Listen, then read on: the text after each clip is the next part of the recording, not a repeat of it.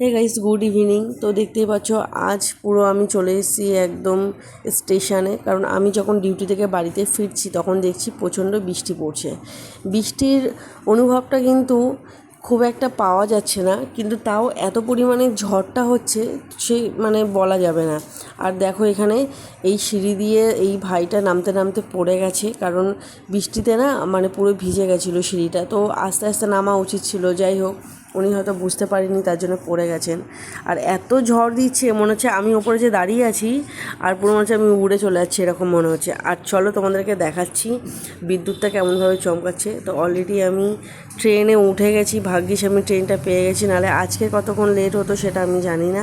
আর বিদ্যুৎ চমকাচ্ছে, আমার মোবাইলটা ধরতেও কিন্তু খুব ভয় লাগছিল যে বিদ্যুতের সময় মোবাইলটা অ্যাটলিস্ট ইউজ না করাটাই ভালো, বা নেটটা বন্ধ রাখাটাই বেটার। তো যাই হোক আমি তাও মানে ভিডিওটা করে তোমাদেরকে দেখাচ্ছি। আর এই বাড়ি যাওয়ার সময় দেখো কোনো রিক্সা ফিক্সা কিছু পাইনি, তো ছাতা নিয়ে আমি এখন হেঁটে হেঁটে যাচ্ছি। আর এইদিকে কুকুরগুলো এত ডাকছে যে তোমাদেরকে আমি মানে পরে ভয়েসটা দিলাম এই কারণে, কারণ যেমন পরিমাণে কুকুর ডাকছে আর সেরকম পরিমাণে বিদ্যুৎ চমকাচ্ছে, তো সেই জন্য আমি ভয়েসটা বাড়িতে এসে তারপরে দিলাম।